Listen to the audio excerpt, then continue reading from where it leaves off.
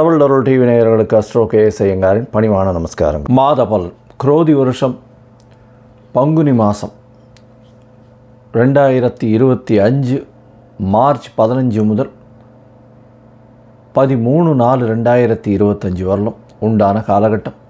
பொதுவாகவே மாத பலன் அப்படின்னு சொல்லும் பொழுது இந்த மாதத்தினுடைய கோள் சாரம் என்ன, இந்த மாதத்தில் வரக்கூடிய விசேஷ நாட்கள் என்ன அப்படின்றதையும், உங்களுக்கு எந்தெந்த நாட்கள் சந்திராஷ்டம நாட்கள் அப்படின்றதை வச்சு இந்த மாதத்தை சொல்லுவோம். பொதுவாகவே மாத கிரகங்கள்னு சொல்லக்கூடிய சூரியன், செவ்வாய், புதன் மற்றும் சுக்கிரன், இந்த 4 கிரகங்களினுடைய மாற்றத்தை வைத்து அதன் அடிப்படையிலேயே இந்த பலன்கள் அமையும். இந்த மாதத்தில் பார்த்தாலேயானால் கோள்சாரத்தின் பிரகாரம், அதாவது நம்ம சூரியனை தொட்டு வரக்கூடிய மாதத்தை சௌரமான மாதம்னு சொல்லக்கூடியதை நம்ம ஃபாலோ பண்ணுறோம். ஆந்திரா, கர்நாடகா இந்த மாதிரியான ஸ்டேட், அதாவது மாநிலங்கள்லாம் பார்த்திங்கன்னா அவங்க சந்திரமான மாதங்கள் அப்படின்னு சொல்லக்கூடியதை ஃபாலோ பண்ணுறாங்க. சந்திரமான மாதம் அப்படின்னு சொல்லக்கூடியது பௌர்ணமிக்கு அடுத்த நாளோ அமாவாசைக்கு அடுத்த நாளோ வரக்கூடிய பிரதமையை எடுத்து மாதத்தின் முதல் நாளாக கொண்டு செய்யக்கூடியது. நம்ம சூரியன் ஒரு ராசியிலிருந்து அடுத்த ராசிக்கு போகக்கூடிய விஷயத்தை வச்சு தான் நம்ம மாதத்தை சொல்கிறோம், மாதம் பிறக்கிறத சொல்கிறோம். இப்போ பங்குனி மாதம் அப்படின்னு சொல்லும்போது கடைசி மாதம் இந்த குரோதி வருஷத்தில். இந்த மாதத்தினுடைய கோள்சாரம் என்னன்னு பார்ப்போம். இந்த மாதத்தில் காலபுருஷ தத்துவத்தின் 2வது வீடுன்னு சொல்லக்கூடிய ரிஷபத்தில் குரு, மிதுனத்தில் செவ்வாய், கன்னியில் கேது, அது தவிர பார்த்தாலேயானால் கும்பத்தில் சனி, மீனத்தில் ராகு, சுக்கிரன், புதன் மற்றும் சூரியன், 4 கிரகங்கள். இந்த மாதத்தில் வரக்கூடிய மாற்றங்கள் அப்படின்னு பார்க்கும்பொழுது, புதன் அதாவது 18ஆம் தேதியே 18/3/2025 அன்றைக்கே வக்கரகதியில் கும்பத்துக்கு வந்துடுறார். இந்த மாதத்தில் செவ்வாய் 7/4/2025, அதாவது பங்குனி மாத கடைசியில் செவ்வாய் மிதுனத்திலிருந்து கடகத்துக்கு போகிறார். ஒரு வாரம் தான் இருக்கும். ஒரு செவ்வாய் போனதுக்கப்புறம் ஒரு வாரத்தில் மாதம் மாறிடுறது. புதன் இந்த மாதத்தினுடைய கடைசி, அதாவது 10/4/2025 அன்றைக்கி அவர் மீனத்துக்கு போயிடுறார். ஸோ இந்த மாதத்தில் மாற்றங்கள் அப்படின்னு சொல்லக்கூடியது அப்படின்னு பார்த்தாலும் இந்த சில விஷயங்கள் தான். இந்த மாதத்தில் இருக்கக்கூடிய யோகங்கள்னு பார்த்தாலேயானால் குருவும் சுக்கிரனும் பரிவர்த்தனை பெற்று இருப்பது பெரிய ஏற்றம். அது தவிர புதன் ஆரம்பத்திலையும் சரி கடைசிலையும் சரி நீச்சமாய் போனாலும் நீச்ச பங்கம் அடையிறது பெரிய விசேஷம். சனியும் ஆட்சி பெற்றிருக்கார் கும்பத்தில். இதனால் இந்த மாதத்தினுடைய பலன்கள் இதனுடைய பொறுத்து வருட கிரகங்களாக இருந்தாலும் மாத கிரகங்களுடைய விசேஷத்தை பொறுத்தே நல்ல ஒரு ஏற்றத்தை கொடுக்கும். சரி, இந்த மாதத்தில் வரக்கூடிய விசேஷ நாள் அப்படின்னு சொல்லக்கூடியது இந்த மாதத்தில் வரக்கூடிய பங்குனி அமாவாசை. பங்குனி அமாவாசைன்னு சொல்கிறது 29/3/2025 அன்றைக்கி சூரியனும் சந்திரனும் ஒரே பாகையில் ஒரே ராசியில் இருக்கும் பொழுது வரக்கூடியது பங்குனி அதாவது அமாவாசைன்னு சொல்கிறோம். 0 டிகிரி சூரியனும் சந்திரனும் இருக்கக்கூடிய காலகட்டம். அதற்கு அடுத்த நாளான பிரதமை தெலுங்கு வருடப்பிறப்பு, அதாவது யுகாதின்னு சொல்லக்கூடியது. தெலுங்கு பேசக்கூடியவர்கள், தெலுங்கு அதாவது ஆந்திரா, கர்நாடகா, தெலுங்கானா இவாள்லாம் இந்த புது வருடம் பிறப்பதாக சொல்லக்கூடியது யுகாதி, அதாவது அமாவாசைக்கு அடுத்த நாளை சொல்லக்கூடியது. தெலுங்கு வருடப்பிறப்பு பெரிய ஏற்றத்தோடு கொண்டாடக்கூடியது. இந்த மாதத்தில் பார்த்தாலேயானால் 7/4/2025, அதாவது 4/4/2025 அந்த அன்னைக்கு சந்தான சப்தமி அப்படின்னு சொல்லக்கூடியது. சந்தான சப்தமி அப்படின்றது பொதுவாகவே வளர்பிறை சப்தமி 7ஆம் நாளை சப்தமி என்று சொல்கிறோம். வளர்பிறையில் பங்குனி மாதத்தில் வரக்கூடியது சந்தான சப்தமி. இந்த சந்தான சப்தமியில் விரதம் இருந்து இருப்பார்களே ஆனால் குழந்தை பிராப்தி ஏற்படக்கூடிய வாய்ப்பு. அதுவும் வெள்ளிக்கிழமையில் வரக்கூடிய சந்தான சப்தமியை கமல சப்தமின்னு சொல்கிறார். வெள்ளிக்கிழமையில் வரக்கூடிய சந்தான சப்தமிக்கு கமல சப்தமின்னு பேர். அந்த கமல சப்தமிக்கு ஒரே விசேஷம் என்ன அப்படின்னா, சூரியன் 7ஆவது நாளில் சப்தமியும் அதாவது பௌர்ணமி நிலவை நோக்கி செல்லக்கூடிய, அதாவது வளர்பிறையில் இருக்கக்கூடிய உங்களுக்கு சந்திரனும் இருக்கிறதுனால சூரியனை வலது கண் என்றும் சந்திரனை இடது கண் என்றும் சொல்கிறோம். அதனால் கண்ணில் பிரச்சனைகள் இருக்கக்கூடியவா, அவர்கள் வந்து இந்த சந்தான சப்தமி என்றும் அந்த கமல சப்தமி, அதாவது வெள்ளிக்கிழமையில், இந்த வாட்டி வெள்ளிக்கிழமையில் வருது, அதனால் இந்த கமல சப்தமி அன்றைக்கி 4/4/2025 அன்றைக்கி கடவுளை தியானம் செய்து உபவாசம் இருந்து அந்த சந்தான சப்தமியை கொண்டாடினால் கண்டிப்பாக அவர்களுக்கு கண்ணில் இருக்கக்கூடிய வியாதிகள், பிரச்சனைகள் நிச்சயமாக அகலும். இந்த மாதத்தில் பங்குனி உத்திரம் மிகப்பெரிய விசேஷமான நாள். பங்குனி உத்திரம் அப்படின்னு சொல்லக்கூடியது ஸ்ரீரங்கத்தில் பெரிய விசேஷம், சேர்த்தி சேவையும் ஆகும்.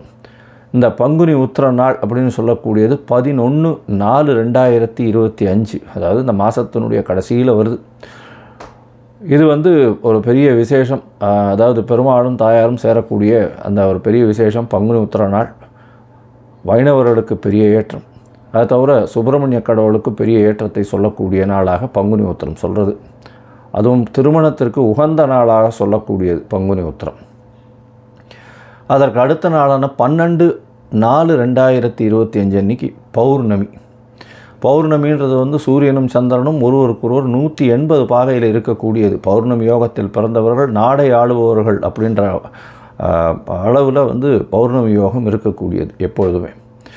ஏன்னா சூரியனும் சந்திரனுக்கும் 2 பேருக்குமே ஒளி அதிகமாக இருக்கும். இரவும் பகலும் மொத்தமாகவே ஒளி இருக்கிறதுனால கூர்மையான புத்தி கூர்மை அதிகமாக இருக்கும்.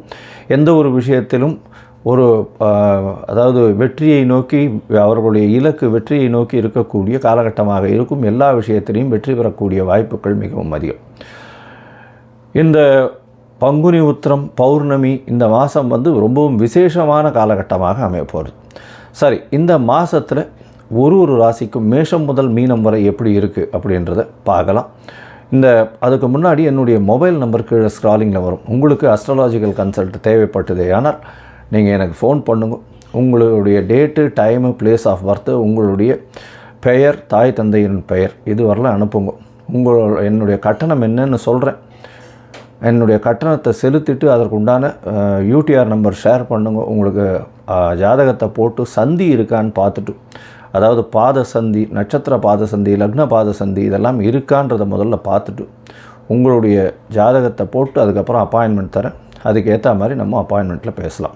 ஏன்னா எனக்கு வரக்கூடிய ஜாதகத்தில் பார்த்து இல்லையானால் 50-70 விழுக்காடு % 50 வயசுக்கு மேலே ஆனவாள்லாம் வந்து இந்த பின்ன நட்சத்திரங்களில் இருப்பாள், அதாவது உடைந்த நட்சத்திரங்களில் இருப்பாள், புனர்பூசம் 3ஆம் பாதத்தில் இருப்பாள். அவள் வந்து புனர்பூசம் 3ஆம் பாதம் அப்படின்னு சொல்லிட்டு மிதுன ராசியை சொல்லிட்டு இருப்பாள், ஆனால் கடகராசியில் இருப்பாள்.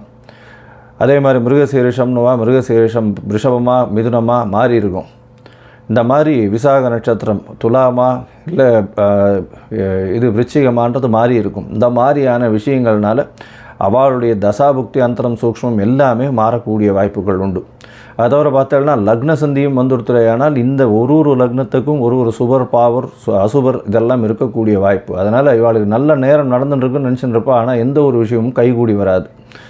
அது ஒரு மிகப்பெரிய பிரச்சனையில் போய் விட்டுருக்கும். அதனால் அவளுக்கே புரியாது. முதல்ல வந்து இந்த சந்தி இருக்கான்றதை செக் பண்ணிவிட்டு பார்த்துட்டு ஜாதகத்தை போட்டதுக்கு அப்புறம்தான் உங்களுக்கு நாங்கள் அப்பாயின்மெண்ட் தர முடியும்.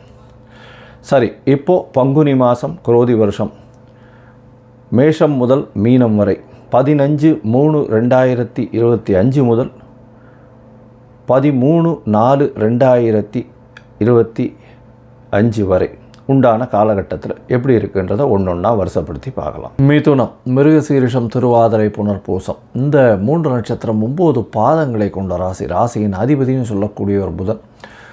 உங்களுடைய ராசிநாதன் 10ஆம் இடத்துல இந்த மாதம் நீச்சப்படுறார். 10ஆம் இடத்துல நீச்சப்படுறாரு. என்ன சார் இது எடுத்த உடனே இப்படி சொல்கிறீங்கன்னா, 10ஆம் இடத்துல நீச்சப்பட்டாலும் நீச்ச பங்கம் அடைகிறார். ஒரு 4 நாளில் உங்களுடைய ராசிக்கு 9ஆம் இடத்துலையும் வக்கரகதியில் வர்றார். இந்த மாதத்தில் பார்த்தலையானால் உங்களுக்கு ஒரு ஏற்றமான மாதமாக இருக்குது. தொழிலில் அபரிமிதமான ஏற்றங்கள் இருக்கக்கூடிய காலகட்டமாக அமையிறது. புதிய வீடு மனை வாங்கக்கூடிய பாக்கியம் இருக்குது. ராசிக்கு 4ஆம் இடத்துல கேத்து பகவான். இவ்வளோ நாளாக தாயின் உடல்நிலையில் சற்று பின்னடைவு இருந்திருக்கும். இப்போ பார்த்தோன்னா தாயின் உடல்நிலையில் கொஞ்சம் கொஞ்சமாக ஏற்றம் இருக்கக்கூடிய காலகட்டம். ஏன்னா குருவின் பார்வை கேத்து மேலே உழறது. இது ஒரு பெரிய ஏற்றத்தை கொடுக்கக்கூடிய காலகட்டமாக அமையப்போகுது. உங்களுடைய ராசிக்கு புதிய வேலை கிடைக்கும். வேலை மாற்றங்கள் இருக்கும். வேலையில் ஏற்றங்கள் இருக்கும். வெளிநாடு ஷார்ட் ட்ரிப் போயிட்டு வரக்கூடிய பாக்கியம் நிச்சயமாக கிடைக்கும். ஏன்னா ராசியிலேயே 6ஆம் அதிபதி போய் உட்கார்றது, 12ஆம் இடத்துல குரு உட்கார்றதும் பெரிய ஏற்றம் கிடைக்கக்கூடிய வாய்ப்புகள் உண்டு. நல்ல தூக்கம் இருக்கும். கணவன் மனைவிக்குள்ள அந்யோன்யம் இருக்கக்கூடிய காலகட்டம். பொதுவாகவே மாத கிரகங்கள்னு சொல்லக்கூடிய சூரியன், செவ்வாய், புதன் மற்றும் சுக்கிரன் இந்த 4 கிரகத்தினுடைய மாற்றங்களை வச்சு தான் மாத கிரகங்களுடைய பலன்களை சொல்லுவோம். இந்த மாதம் பார்த்தோன்னா ராசிக்கு 10ஆம் இடத்துல சூரியன் இருக்கிறது பெரிய விசேஷம். முயற்சி ஸ்தானாதிபதி அவர் போய் 10ஆம் இடத்துல போய் உட்கார்றதும், சூரியன் நல்ல ஒரு இடத்துல இருக்கிறதும், பரிவர்த்தனை யோகத்தில் குரு இருக்கிறதன் மூலியமாக அரசு வேலைகள் நிச்சயமாக கிடைக்கக்கூடிய வாய்ப்புகள், அரசு கான்ட்ராக்ட் கிடைக்கக்கூடிய வாய்ப்புகள் நிச்சயமாக இருக்கும். ராசிக்கு 10ஆம் இடத்துல அதாவது சுக்கிரன், ராகு, புதன், சூரியன் 4 கிரகங்கள் இருக்கிறது பெரிய விசேஷம். இதன் மூலியமாக பார்த்தலையானால் எடுத்த காரியங்கள், எடுத்த தொழில் எல்லாமே வெற்றிகரமாக முடியும். தொழிலில் பெரிய அபிவிருத்தி இருக்கும், மாற்றங்கள் வரும். வெளிநாட்டிலிருந்து புதிய இன்வெஸ்ட்மெண்ட் வரக்கூடிய வாய்ப்பு, புதிய தொழில் அமையும். பரிவர்த்தனை யோகத்தில் குருவும் 10ஆம் இடத்துல போயிருக்கார். அதனால் மாற்றங்கள் நல்ல ஒரு ஏற்றத்தோடு இருக்கும். எதிர்பாலினத்தவர் மூலியமாக நல்ல ஒரு ஏற்றம். பார்ட்னர்ஷிப் பிஸ்னஸில் திடீர் ஏற்றங்கள் வரக்கூடிய வாய்ப்பு. கணவன் மனைவிக்குள்ளே நல்ல ஒரு அந்யோன்யம் இருக்கும். சுக்கிரன் 12ஆம் இடத்துல பரிவர்த்தனை யோகத்தில் இருக்கிறதுனால கணவன் மனைவிக்குள்ளே நல்ல ஒரு அந்யோன்யம் இருக்கும். நல்ல ஒரு தீர்க்க சிந்தனை, தூக்கம் நல்லபடியாக இருக்கும். உடல் வெப்பம் அதிகமாக இருக்கக்கூடிய காலகட்டம். ஏன்னா ராசியிலேயே செவ்வாய் இருக்கிறது. உஷ்ண சம்பந்தப்பட்ட நோய் வரக்கூடிய வாய்ப்புகள் நிச்சயமாக உண்டு. உங்களுடைய ராசிக்கு பார்த்தேன்னா 8, 9 அதிபதினு சொல்லக்கூடிய சனி 9ஆம் இடத்துல போயிருக்கார். தந்தையின் உடல்நிலை சற்று பின்னடைவு இருந்தாலும் பெரிய பிரச்சனைகள் வருவதற்கு வாய்ப்புகள் நிச்சயமாக இல்லை. வெளிநாடு போய் படிக்கக்கூடிய யோகம் நிச்சயமாக இருக்கும். உங்களுடைய ராசிக்கு பார்த்தோன்னா வெளிநாட்டுக்கு போய் படிக்கணும்னு நினைக்கக்கூடிய மாணவியர்களுக்கெல்லாம் நல்ல ஒரு ஏற்றம் இருக்கக்கூடிய காலகட்டமாக அமையும். புதிய வீடு அமையக்கூடிய பாக்கியம் உண்டு. புதுசாக வீடு வாங்குவீங்க. அதுக்குண்டான புதிய கடன் வாங்கக்கூடிய வாய்ப்புகளும் நிச்சயமாக உண்டு. இந்த மாதத்தில் பார்த்தலையானால் உங்களுடைய ராசிக்கு 10ஆம் இடத்துல 2 கிரகமான சுக்கிரனும் புதனும் இருக்கிறது. நீச்ச பங்கமடைஞ்ச புதன் இருக்கிறது பெரிய விசேஷம். இதன் மூலியமாக பார்த்தலையானால் ராசிநாதனே நீச்ச பங்கம் அடைகிறதுனால உங்களுக்கு ஒரு நல்ல பெயர், புகழ், அந்தஸ்து, கௌரவம்லாம் வரக்கூடிய வாய்ப்பு. ஏன்னா 5ஆம் அதிபதியும் 11ஆம் இடத்துல, அதாவது 10ஆம் இடத்துல உச்சம் பெற்று போயிருக்கிறது. தொழிலில் அபரிமிதமான ஏற்றம். தொழிலில் நீங்கள் இவ்வளோ நாளாக கஷ்டப்பட்டு இருந்தது எல்லாமே வெற்றிகரமாக போகக்கூடிய வாய்ப்புகள் நிச்சயமாக உண்டு. ராகு சம்பந்தத்தில் இருக்கிறதுனால கண்டிப்பாக வேற்று மதத்தினர் மூலியமாக பெரிய ஏற்றம் கிடைக்கக்கூடிய காலகட்டமாக அமைய போகிறது. உங்களுடைய ராசிக்கு முயற்சிகள் எல்லாமே வெற்றி பெறக்கூடிய காலகட்டம். ஏன்னா 3ஆம் அதிபதியும் நல்ல ஒரு வீடான 10ஆம் வீட்டில் போய் இருக்கார். திக்பலம் பெறுறார் சூரியன். திக்பலம் பெறுறது பெரிய விசேஷம். அதனால் அரசாங்கத்துறையின் மூலியமாக உங்களுக்கு நல்ல ஒரு ஏற்றம் கிடைக்கும். தந்தையின் வழி சொத்துக்கள் வரக்கூடிய வாய்ப்பு, தந்தையின் மூலியமாக வந்த தொழில் அபிவிருத்தி அடையக்கூடிய வாய்ப்பு இந்த மிதுன ராசிக்காரர்களுக்கு அதிகமாக இருக்கும். திக்பலம் பெறுறது பெரிய விசேஷம். இருந்தாலும் சில நாட்கள் உங்களுடைய முயற்சிகளை தள்ளி போடுவது நல்லது. அந்த சில நாட்கள்னு சொல்லக்கூடியது சந்திராஷ்டம நாட்கள். இந்த சந்திராஷ்டம நாட்களில் புதிய முயற்சி வேண்டாம், வெளியூர் வெளிமாநில பிரயாணம் வேண்டாம்னு சொல்கிறோம். ஒரு வேளை பண்ண வேண்டிய கட்டாயம் இருந்ததே ஆனால் சந்திரனுக்குண்டான எளிய பரிகாரம் அப்படின்னு சொல்லக்கூடியது அருகில் இருக்கக்கூடிய கோவிலில் பானகம் பண்ணி கொடுங்க. அதன் மூலியமாக லக்ஷ்மி நரசிம்மருக்கு பானகம் பண்ணி கொடுக்கறதன் மூலியமாக சந்திராஷ்டமத்தின் தாக்கம் நிச்சயமாக குறையும். இந்த மாதம் பார்த்தலையானால் உங்களுக்கு சந்திராஷ்டம நாட்கள் அப்படின்னு சொல்கிறது 24/3/2025 26/3/2025 வரலும் உண்டான நாட்கள். இந்த நாட்களில் யாருக்கும் ஜாமீன் கையெழுத்து போடாதீங்க, தேவையில்லாமல் காசிப்பிங் பண்ணாதீங்க, அது நல்லதில்லை. இந்த மாதத்தில் நீங்கள் அந்த துர்கை அம்மனுக்கு ராகு காலத்தில் போய் பூஜை பண்ணிட்டு வாங்கும். அது ஒரு பெரிய ஏற்றத்தை கண்டிப்பாக கொடுக்கும். அதை ராகு காலத்தில் 3-4 ராகு காலத்தப்போ, அதாவது செவ்வாய்க்கிழமை அன்றைக்கி போய் துர்கை சன்னதியில் போய் வழிபட்டுட்டு வர்றது ஒரு நல்ல ஏற்றத்தை கொடுக்கும். அதுவும் இந்த எலுமிச்சம்பழத்தை பாதியாக ஸ்குவீஸ் பண்ணி அது உள்ள அந்த ரிவர்ஸ் பண்ணிவிட்டு அதை கப்பு மாதிரி ஆக்கி அதில் நல்லெண்ணெய் விட்டு திரியை போட்டு, அதாவது நூல் திரியை போட்டு ஏற்றி ராகு காலத்தப்போ பண்ணுறது. அதுவும் இந்த ராகு காலத்தில் கடைசி அரை மணி நேரம்னு சொல்லக்கூடியது அமிர்த கடிகை நேரம்னு சொல்கிறது. அந்த அமிர்த கடிகை நேரத்தில் பண்ணுறதன் மூலியமாக பெரிய ஏற்றங்கள் வரக்கூடிய வாய்ப்புகள் நிச்சயமாக உண்டு. வேலையிலையும் சரி தொழிலையும் சரி பெரிய அபிவிருத்தி வரக்கூடிய பாக்கியம் உண்டு. மொத்தத்தில் பார்த்தடையானால் மிதுன ராசிக்காரர்களுக்கு ஏற்றமான காலம். தாயின் உடல்நிலையில் ஏற்றம், உடல் நலத்தில் சற்று உஷ்ணம் அதிகமாக இருக்கும். உஷ்ணம் சம்பந்தப்பட்ட பிரச்சனைகள் வரக்கூடிய வாய்ப்பு. புதிய வேலை அமையும், புதிய வீடு அமையக்கூடிய பாக்கியம், புதிய வீட்டிற்காக புதிய கடன் வாங்கக்கூடிய வாய்ப்புகள் உண்டு. தொழிலில் மாற்றம் இருக்கும். பார்ட்னர்ஷிப் பிஸ்னஸில் பெரிய ஏற்றம் இருக்கும். எதிர்பாலினத்தவர் மூலியமாக நல்ல ஒரு ஏற்றம் இருக்கக்கூடிய காலகட்டம். பரிவர்த்தனை யோகத்தின் பெயரில் கணவன் மனைவிக்குள்ள அந்யோன்யம் நல்லபடியாக இருக்கக்கூடிய காலகட்டம். தொழிலில் பெரிய ஏற்றம் இருக்கும். போட்டித் தேர்வில் வெற்றி பெறக்கூடிய பாக்கியம் நிச்சயமாக உண்டு. எடுத்த காரியங்களில் வெற்றி பெறக்கூடிய வாய்ப்பு. அரசாங்கத்தின் மூலியமாக வேலை கிடைக்கக்கூடிய பாக்கியமும், அரசாங்க சம்பந்தமாக வியாபாரம் செய்பவர்களுக்கு, அதாவது கான்ட்ராக்ட் எடுப்பவர்களுக்கு நல்ல ஒரு ஏற்றம் கிடைக்கக்கூடிய காலகட்டமாக அமையும்.